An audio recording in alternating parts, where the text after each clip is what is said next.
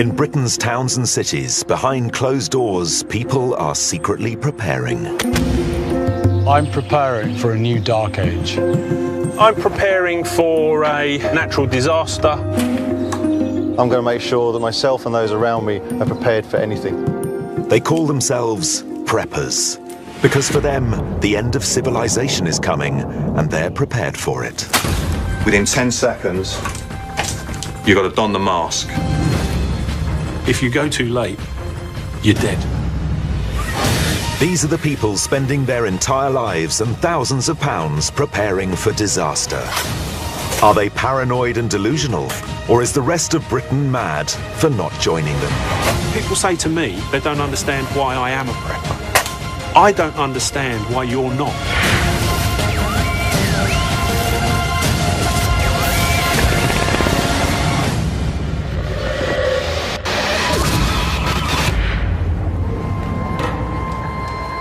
In the 21st century, we live in turbulent times. Violent civil unrest, financial chaos, and natural disasters are all common news stories. The destruction here, they say, worse than anywhere else in Japan. 95% of the town gone. In Britain, for most, life goes on unaffected, but a growing number of people are convinced that the country is on the edge of a disaster of its own. If Britain lost electricity and oil, then within a week most people would be dead. Bad things do happen. People's homes do get burnt down. There are floods. There are catastrophic events that affect people completely. 1 metre 88 and 114 kilos, Michael Sanderson is a former soldier who served in the Falklands War and Northern Ireland. Now retired, he lives with his wife and 2 young daughters. People say to me, why are you a prepper? And I'm always baffled by it, because what I say to people is, I don't understand why you're not. Possibly the greatest fear for any prepper is an impending natural disaster, and Michael is preparing for one. If we look at Hurricane Katrina, the water level started to rise, and it got to a stage where suddenly they couldn't leave home, because now the water level is 30 feet deep, and my mum's 85 years old. You know, I've got young children. How do I get the family out? So they didn't leave. They stayed. And they expected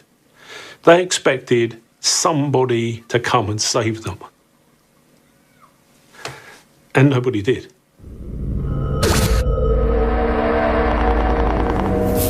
In 2005, Michael watched the news that Hurricane Katrina had hit the Gulf Coast of America. We haven't eaten in 3 days. Like to drown in my house. My house is totally gone. I don't have home. I had a home downtown, but it's gone. It's under the water. I have nothing. Water I have is right here. The clothes that I have on. New Orleans was devastated by one of the deadliest storms ever to hit the United States. For this British prepper, it was a call to action. What we see internationally is all these things happening on a day-to-day basis, but we don't think it could possibly happen here. Couldn't possibly happen here. Or could it? If natural disaster strikes Britain, Michael isn't sticking around.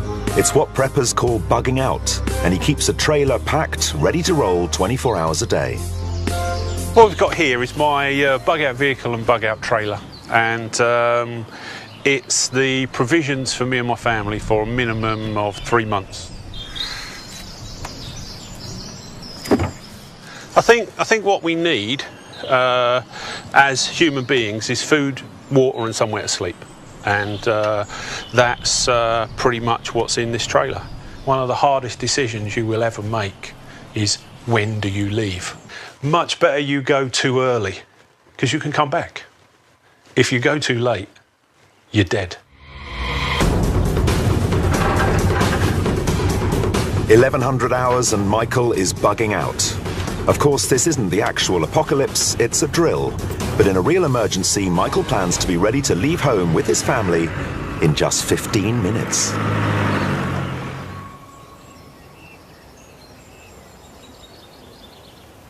Five hours later, and Michael is set up at his secret retreat in Wales, where he plans to sit out the mock disaster using his military survival skills. The provisions that we've got in place here allow us a slow and progressive transition to a simpler life. Michael keeps his practice runs for bugging out as authentic as possible. It doesn't matter how much stuff you've got, at some point it runs out. So I haven't used my petrol cooker because I'm surrounded by an abundance of firewood. So I'm bothering myself to get up in the morning, to light the fire and to keep it going. And I have a kettle of water on there, so there's hot water all day. I have a pot of coffee on the go all the time, just like I do at home. So it isn't going without. Nothing's changed. What I'm doing is I'm reverting to a simpler time. As Michael enjoys the comfort of his home from home in Wales, 200 kilometres east in Surrey, another prepper is worried about another natural disaster. It only takes, say, like an EMP from the sun with a coronal mass ejection, and it can potentially wipe out all electric grids in the Western world. It might sound like science fiction, but department store manager Royston Upson is preparing for the aftermath of a solar flare. A solar flare is a large release of energy from the sun. These are what the Mayan calendar is all based around. It's about solar maximus, solar minus. We're now coming into solar maximus. Opinion is divided as to whether a large solar flare would wipe out every electrical device in Britain or just cause a bit of nasty sunburn. But Royston is in no doubt. The system is fragile, incredibly fragile. Everything is reliant on electricity. Here we rely on Tesco's. Well, if Tesco's doesn't have any tills to work and there's no money in the banks, nothing is going to happen. And then after that, we're only 72 hours from anarchy. If that happens, that's when we go back to pre-industrial Victorian era lifestyles again, but only for the few who have prepared for it. Hello folks, it's Royston from Survival Instinct UK here, bringing you the UK's only survival and preparedness radio show. Royston runs an internet radio show where he shares his fears for the future with fellow preppers. Preparedness is nothing more than a physical form of insurance. We don't know when disaster is going to strike, so making sure that you've got your food, your water, your tools, your equipment in now is paramount before any emergency strikes. Royston doesn't know how many preppers listen to his show. But there's no shortage of Brits uploading clips and showing off their kit online. Here's a quick review on the latest knife I've got. This is the S10 gas mask. I think it was used by the SAS. So I thought I'd go through my kit just to see what I've got that I could use to maybe get the attention of these guys. Sites like these can receive upwards of 300,000 views. Just a quick bullet point on MRE meals ready to eat food. As always, any comments? Love to hear them. I hope that this video has been of some use to you. Back in Surrey, Royston's not just talking about prepping, he's doing it. Unfortunately, my lens isn't particularly a wide-angle lens, but I'll give you a basic guided tour of the storeroom. The first rule of prepping is to keep the location of your kit secret. Royston made this video himself to keep his own equipment store safe from looters when the solar flare strikes. We've got the cool box freezer and then the barrel, all full of food, rice, black-eyed peas, black-eyed beans. We have got two huge petrol stoves, which are Swiss Army field cookers. On the main wall, we've got water jerry cans, petrol-type stoves, oil lanterns. It's cost thousands of pounds to get to this point, but I actually will be topping up my food to the point where I have at least 2 years worth of food. Royston is ready to survive the apocalypse, but he doesn't plan to survive it alone. For me, in any emergency or disaster, the ultimate goal is just longevity. It's about actually having people around you who you can look after, they can look after you in equal measures. And it's about just effectively rebuilding and maintaining a level of society. I can equip about a dozen people all in all. I can actually create a community around me of like-minded individuals, people who can work, people who can actually help us build and construct. With the skills and the knowledge that I have for the situation, I think that leadership would be something that's forced upon me. Whether it's building communities or bugging out to retreats, British preppers are planning for disaster. But One Britain believes the only true guarantee of survival is to bug out of Britain altogether. You're talking 70 million people on an island, all competing for the same resources.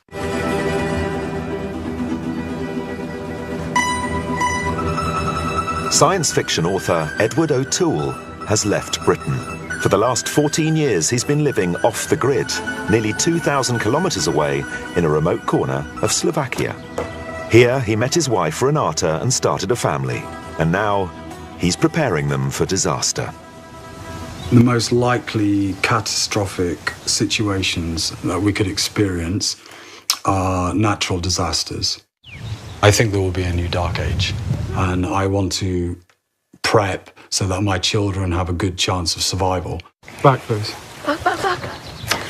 Yeah, good shot, that one. Edward believes that even governments are secretly preparing for a catastrophe. There are lots of things being prepared for at the moment. For example, China and Russia have both been building vast bunkers. Russia now has enough bunkers to house the entire population. In America, people are trying to build bunkers, but they can't get the equipment and they can't get the companies to do it because the government has been hiring these companies to build theirs. On a much, much higher level, there obviously is something in the works. Do some people think your ideas are far-fetched, even crazy? Yeah, of course. While Edward's fears can't be corroborated, he's preparing for the worst. And that starts with not relying on supermarkets. In terms of prepping, this type of food source, the hare, these are ideal for breeding as a protein source and for fur. They're very easy to keep. You just keep them in a small hutch, you feed them hay, and when they get to, say, 6 months old, they're for the pot. Every prepper should have these. Okay, right. Forgive me for what I'm about to do. May your next life be better, and thank you for feeding my family.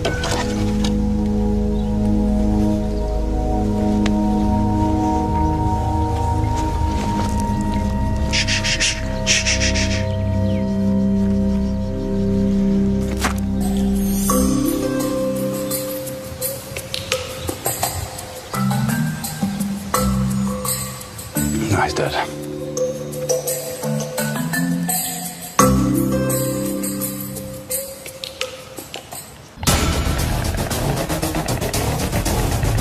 Prepping is about getting back to basics, and 14 years of experience in Slovakia have taught Edward that there's more to dining on a hare than just knowing how to kill it.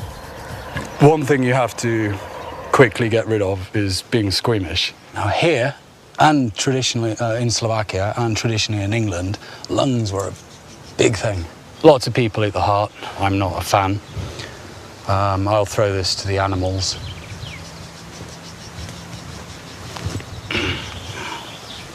That's it. Join them together. And now we hang them. Edward's not the only prepper in the family. I need you to get rid of the bark from about, say, here, all the way to about here. I have to make tripods for either side of the spit roast. And then he's going to whittle this down for the actual roast to go on top. My kids love this lifestyle. You really learn necessity, like improvisation, and that's something that you don't have if you can go to like a big store or a big supermarket. Or I think that knowing all these skills helps to survive if something happens. After hours of preparation, it's time to cook. You might not want to watch this.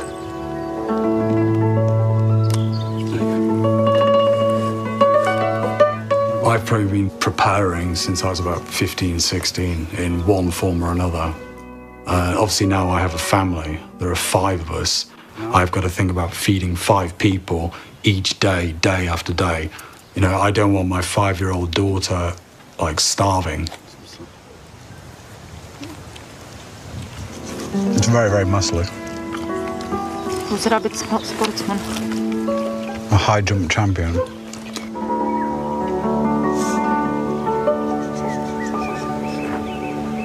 While Edward's family are practicing surviving off the grid, for some British preppers, a remote hideaway is not an option.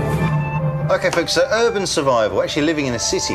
Now, if you imagine there's any form of disaster, especially if power goes out, the shops will be looted and ransacked. There won't be the law and order that we have today. It's going to effectively turn into a war zone. After natural disasters, the next biggest fear for our preppers is the breakdown of law and order. In 2011, riots started in London and soon spread to other parts of Britain. Properties were looted, shops were torched, and mob rule took over. If we were here in this very place 12 years ago, you'd have seen buildings on fire. You know, this was a riot hotspot. Towns and cities are dangerous places. You know, an awful lot of people fighting for the same resources, you know, is a dangerous place. What you're talking about is the biggest, the toughest, the meanest getting whatever's going. People would become very desperate because within 72 hours, most of the supplies would have gone. Even grandma might pick up a kitchen knife in order to actually get a loaf of bread from the next door neighbour because they may not have anything in the house. In a town in Hampshire, one man is preparing to survive a state of urban chaos.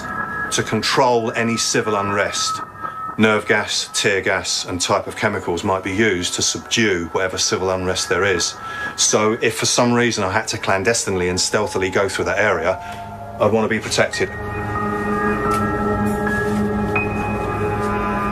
This is an NBC suit, nuclear biological chemical. It actually protects you as best as possible from environmental contamination. Pete Stanford is a personal development coach who's been a prepper for 5 years. If there was WROL without rule of law, then it would be more of a militia that would be controlling civil unrest. While most of Britain shut themselves indoors watching the riots in horror, Pete was planning his escape from suburbia to his secret bug-out location, just 8 kilometres out of town. This inflatable canoe is going to enable me to navigate on the waters to get to my bug-out location, which is on an island a little way from here.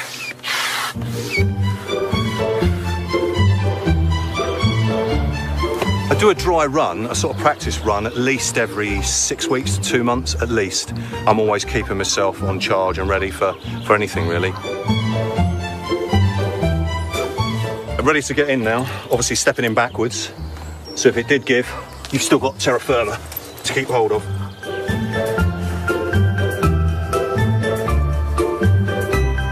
To survive the breakdown in society, Pete plans to hide out on an uninhabited island in the middle of the river. I'll be taking the canoe into the area of where one of my caches are, hide it there, keep it stored, then I'll be going to my main bug-out location. A crucial part of Pete's plan is secret stores of equipment he's buried on the island in special caches. The cache is marked by 3 different marks in a particular area, because if you don't have the marks and you forget, because the foliage changes from season to season and the ground gets overgrown, you're going to find a problem actually finding it.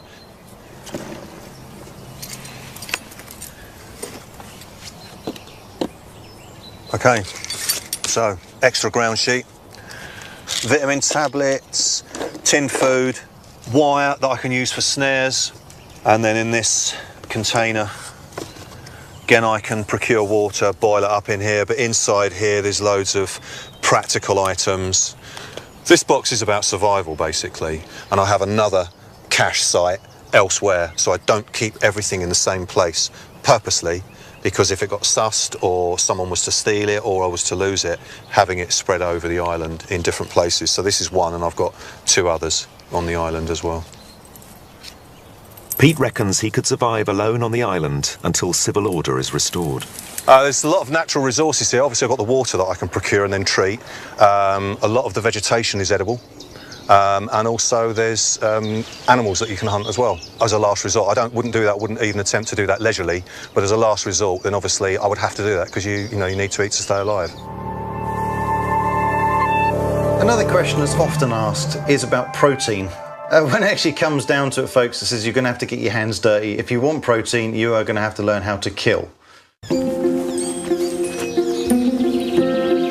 Hunting is an essential skill in the prepper's repertoire.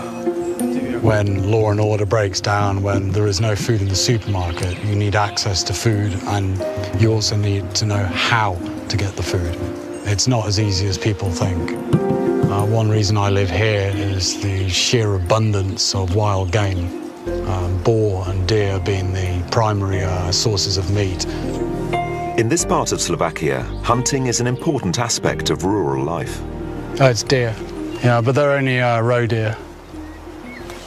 But I think they're very young, very naive. People watching films where somebody walks into the forest with a bow and arrow, shoots a deer and walks out again, that just doesn't happen, only in Hollywood.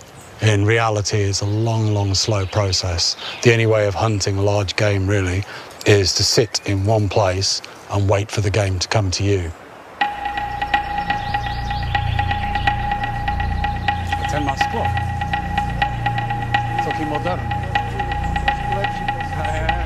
Hunters here use shooting towers, which basically focus on the forest line, and it gets you away from the animals so they can't smell you, they can't hear you.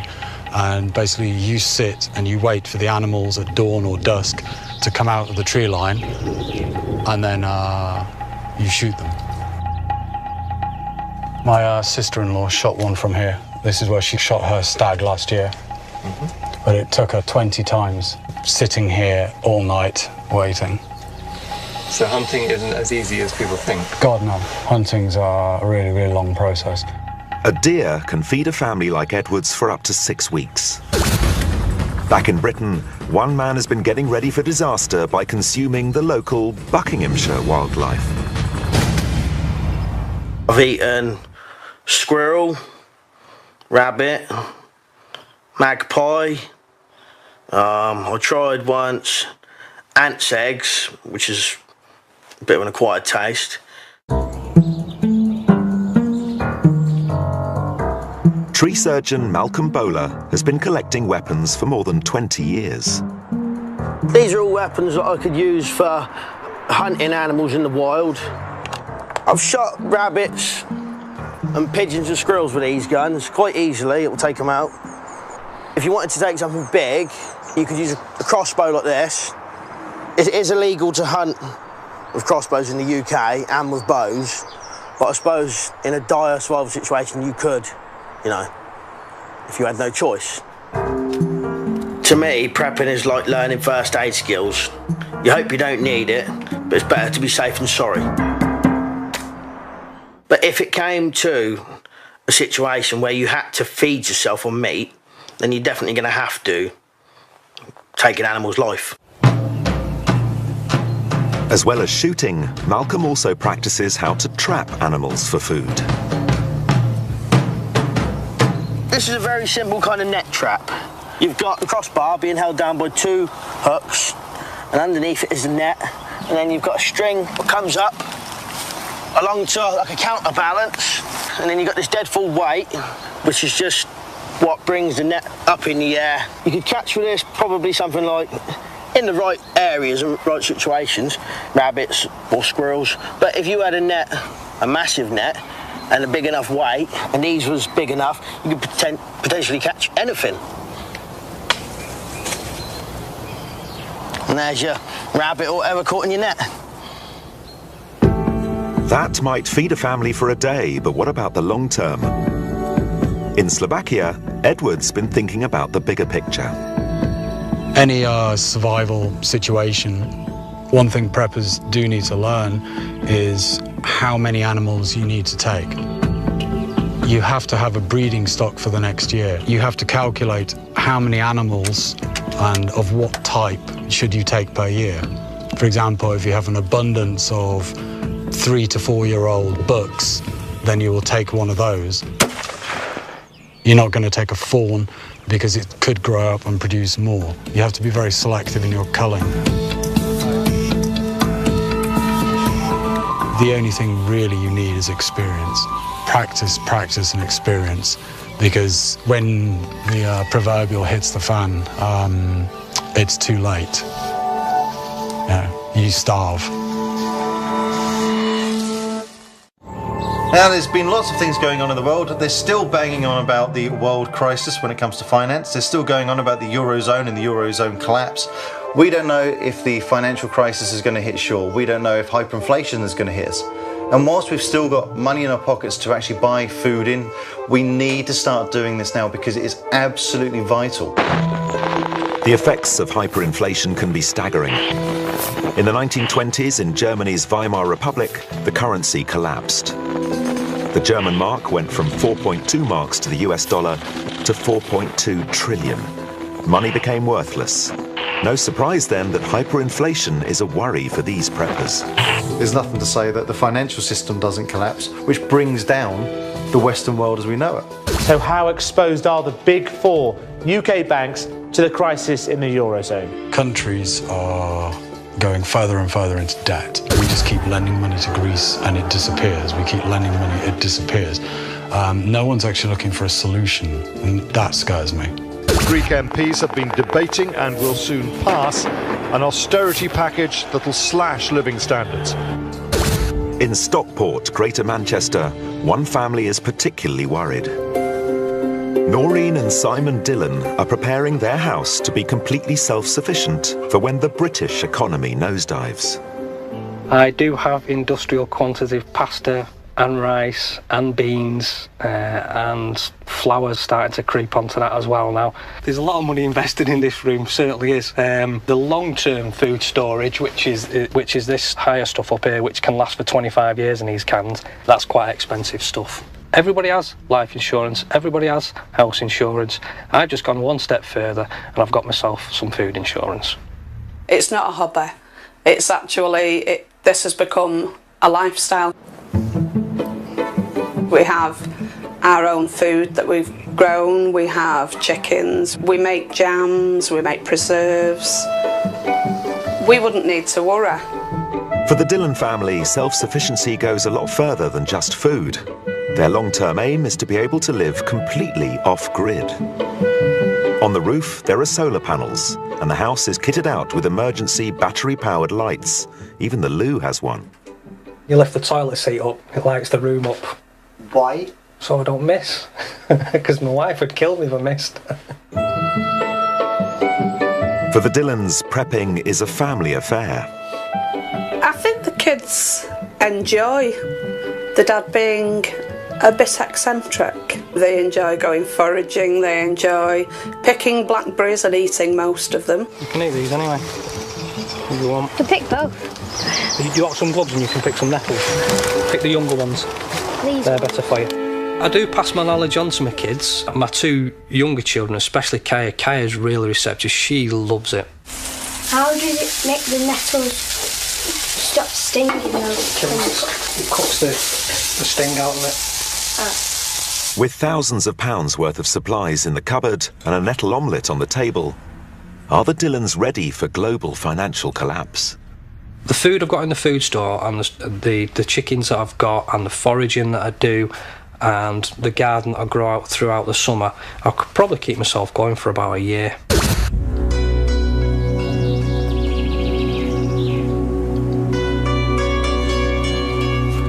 Some of these preppers who believe that stocking up their terraced house with tins and tins and tins, and that house will just be raided within days. I don't just stock up like some sort of hamster or squirrel and hope that the world passes me by while I can tuck in. You can't look at prepping like that.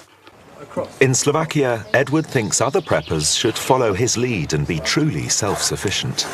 My family basically have a viable alternative using traditional methods or a simulation of traditional methods where we can bypass oil. Edward set up to live without the fuel that we all take for granted. This is the heating system for the entire house. The whole house runs on wood. When we burn the wood, the hot air travels firstly through the chimney and then into a series of pipes which lead to different rooms and transport hot air throughout the lower half of the house. The upper half of the house is all heated mainly by heat rising. It's a very efficient system and obviously it only needs wood. And because we're surrounded by forest, we have an endless supply. Our civilization is completely based on oil. And when we pass peak oil and oil becomes too expensive for the common person, for example, goods in supermarkets are going to start really climbing in price compared to basically your salary, which is flat, which hasn't increased in years. There's going to be a much lower standard of living very quickly. Britain only has 67 days' worth of oil stores, and in 2012, just the threat of a strike by fuel tanker drivers sent the nation into panic. But fuel isn't the only challenge for the self-sufficient prepper. The most important is grow potato. Potato is basic thing what you need for cooking all year. So we wouldn't be survive from this potato, but we know how to make in case it will be necessary. We have stock of potato for planting, so we would be make all this land what we have there full of potato. We are 5 members of family, 5 people, so we need a lot of food. Having a vegetable patch is a continuous food source. If you just store food, ultimately you will go through it and then you'll starve. If you're trying to do it like year after year, you start thinking, what do you need next year? What do you need for, like, I mean, for example, potatoes, it's like an entire year cycle that goes through. Without the basic staples, you don't survive the next year. Edward's even tackled the messy jobs. Here we have the septic tank. I know this is a subject nobody likes speaking about. I mean, it's the ultimate taboo topic. But when you go to the toilet, you flush and, you know, everything's clean again. If there is any breakdown of civilization, that's not going to happen. If you're in a flat block, what are you going to do? You're going to have a huge shock because all the things you take for granted, if they stop, you've got a massive cultural shock. With many years of prepping behind him, Edward seems ready for anything. But everyone has to start somewhere, even preppers.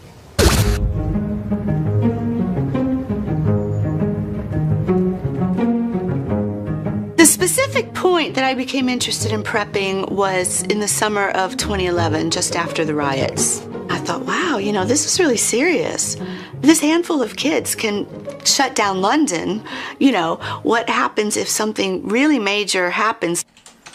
In East London, expat American Annie Durbin is one of prepping's new recruits. So in here we have some food supplies. I've got canned goods, I've got grains, I've got bulgur. I tried to get really healthy things. I've got mung beans. Enough there to last a couple of months, I think, which I think should be sufficient, because if it hit the fan, I would probably not be able to stay here very long anyway. So I think that amount of food is probably about right. This is one of my boxes of stuff. Over the past few months, she started putting her survival pack together. This is one of my favorite items, my knife. My little commando knife. Makes me feel tough. That's it. It can be made into a spear with the little holes. I can't imagine I'll need a spear, but you never know what's going to happen. That's a handy-dandy little item to have. Prepping is a statement of independence. You know, I'm taking the situation into my hands. I don't like the feeling of being helpless. I felt so helpless when the stores were shut, when the riots happened, and I thought, this is pathetic. Wow, I've got lots of stuff in here. I haven't been through this in a while, so this will be interesting to see what I've got. Not all of Annie's supplies are the standard prepper's kit. Some various items in here to cover various aspects of life. And one of them is actually a couple versions of the Quran. Because I live right in the middle of the largest Muslim population in the UK. So you never know. It's very good to adapt to your environment. And I've got baggies of all sorts of things. Oral hygiene things, a little hairbrush. Why would you be worried about what your hair's like? Oh, because even if you're out surviving, you still want to look nice, don't you? Still a matter of self-preservation, taking care of yourself. I think that's very important, especially if everything around you is collapsing. Apparently, I am unusual being a female prepper. There don't seem to be many others around. But I probably do think of issues that men don't think of. I've got lots of condoms and various lubes and things because even in times of hardship, people have sex. Perhaps even more so in times of hardship. That's one natural comfort that they can easily get. So it's good to be prepared. You don't know who you're going to encounter out there on the streets or in the wild, so it's best to protect yourself. You never know.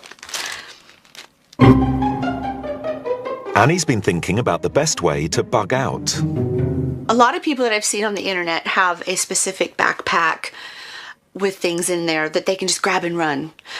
My thinking about that is that it isn't going to be so instantaneous, so quick. My bugging out consists of taking these containers and I've sort of assessed the size of the things that I have. And yes, I can fit all of those in my car and then I'll go.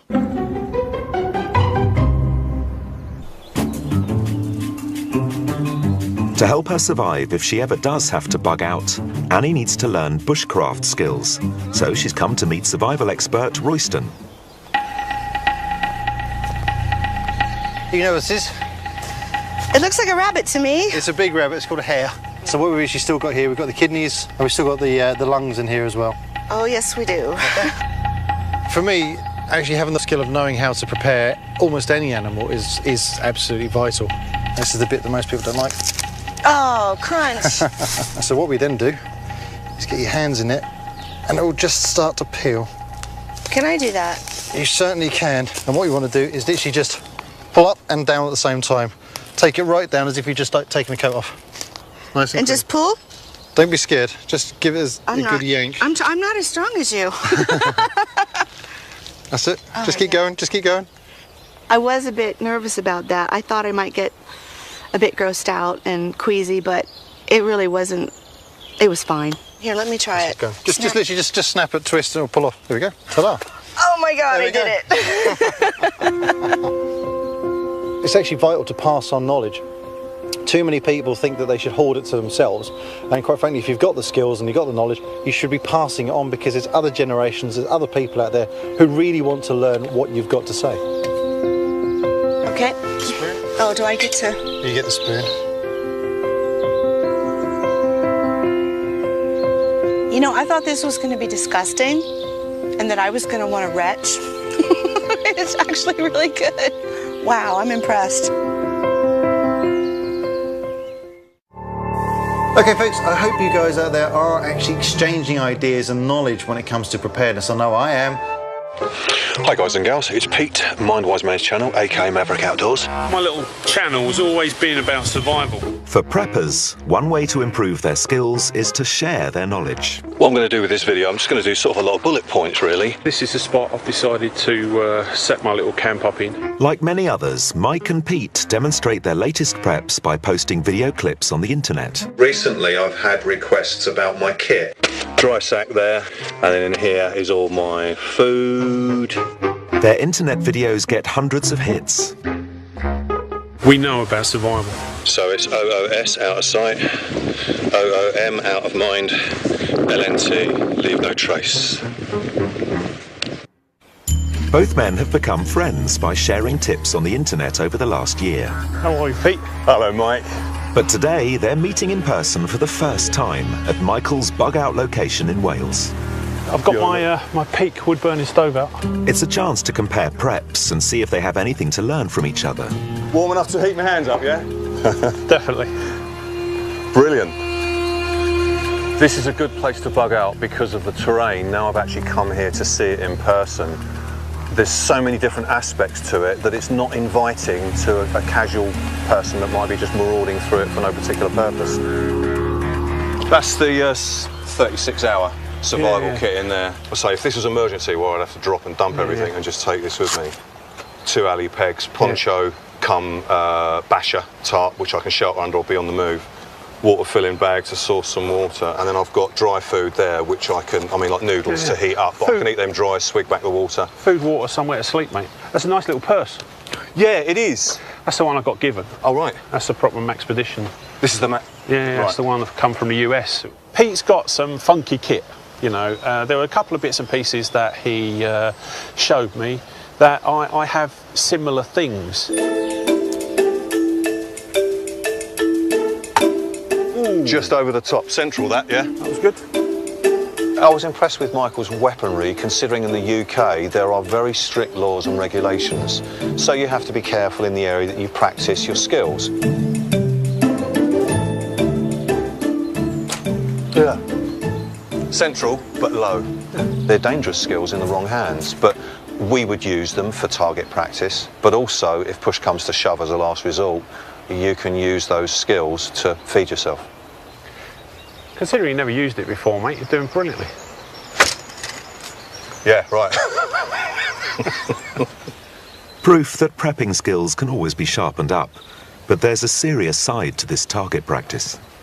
The last thing you want in a serious situation is for someone to sneak up on you and steal all your preps. I would do everything possible to avoid a lethal confrontation. But if we ended up in a situation without the rule of law, would I use lethal force to defend my family? Every day of the week and twice on Sundays. Absolutely.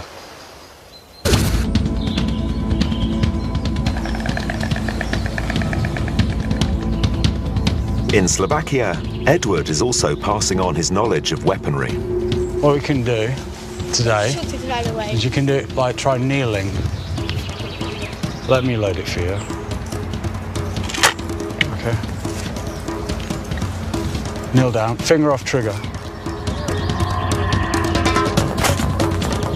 I believe by teaching my children young and that they learn the respect for the weapon, they're not going to be silly about it, they're not going to make mistakes. Now take another half breath in and hold it and shoot. The worst thing possible is giving a child who's no experience a weapon. All right. They will try to emulate what they've seen on television, not how it should be used. Fire when ready. Good girl. Edward's teaching his children these skills because, like all preppers, he's anxious about what lies ahead. I think that he worries a lot about future. We speak about some catastrophe, we speak about end of world, but I don't think that kids really, in their age, understand that how bad is this. If you look at the rise and fall of civilizations throughout history, and you look at how long they last and what happens to them, there are certain signals which signify that a civilization is about to, well, it's on its way out. From Slovakian retreats to urban hideaways to small islands in the middle of rivers, British preppers are getting ready for catastrophe. But are they paranoid? Or should the rest of Britain be joining them? Is it our time now? We don't know. But all I'm making sure is that I've got enough things in place that if it did happen, I can ride the storm out a bit more comfortable than the bloke next door. What I hope we have created here is a means of living through a disaster rather than just surviving it, and living in the long term and living well. You should be prepared for whatever eventuality may happen, because you don't know what's round the corner. I'll keep prepping because it's a sensible thing to do. Because I know the bad weather's coming, and I'm doing something about it. Prepare for the worst and hope for the best.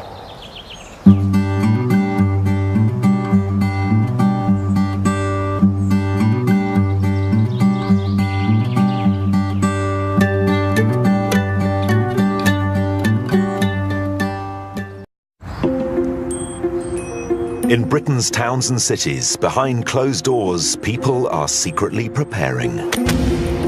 I'm preparing for a new dark age. I'm preparing for a natural disaster. I'm going to make sure that myself and those around me are prepared for anything. They call themselves preppers, because for them, the end of civilization is coming, and they're prepared for it. Within 10 seconds, you've got to don the mask. If you go too late, you're dead. These are the people spending their entire lives and thousands of pounds preparing for disaster. Are they paranoid and delusional, or is the rest of Britain mad for not joining them? People say to me they don't understand why I am a prepper. I don't understand why you're not.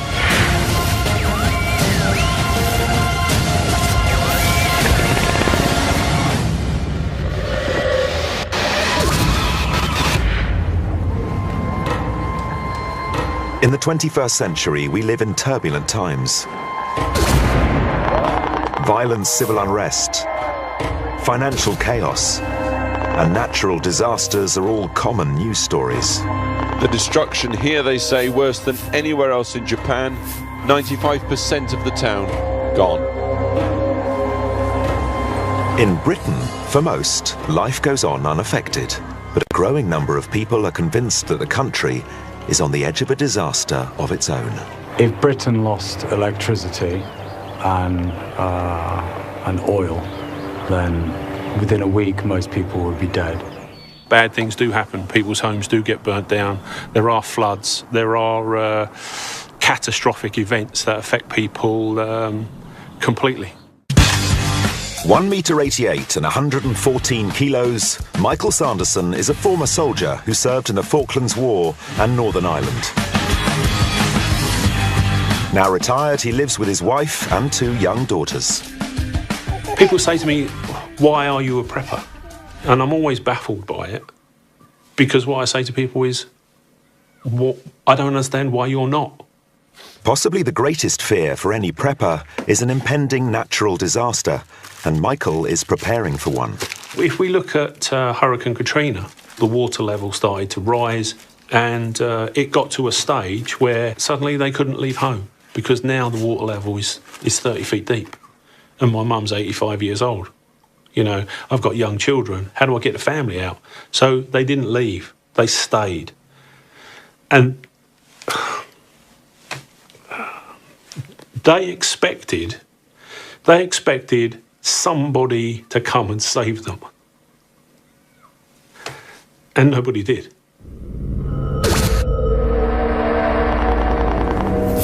In 2005, Michael watched the news that Hurricane Katrina had hit the Gulf Coast of America. We haven't eaten in 3 days. Like to drown in my house. My house is totally gone. I don't have home. I had a home downtown, but it's gone. It's under the water. I have nothing. Water I have is right here. The clothes that I have on. New Orleans was devastated by one of the deadliest storms ever to hit the United States. For this British prepper, it was a call to action. What we see internationally is all these things happening on a day-to-day basis, but we don't think it could possibly happen here. Couldn't possibly happen here. Or could it? If natural disaster strikes Britain, Michael isn't sticking around. It's what preppers call bugging out, and he keeps a trailer packed, ready to roll 24 hours a day. What we've got here is my bug-out vehicle and bug-out trailer, and it's the provisions for me and my family for a minimum of 3 months. I think what we need as human beings is food, water and somewhere to sleep, and that's pretty much what's in this trailer. One of the hardest decisions you will ever make is when do you leave? Much better you go too early, because you can come back. If you go too late, you're dead. 1100 hours and Michael is bugging.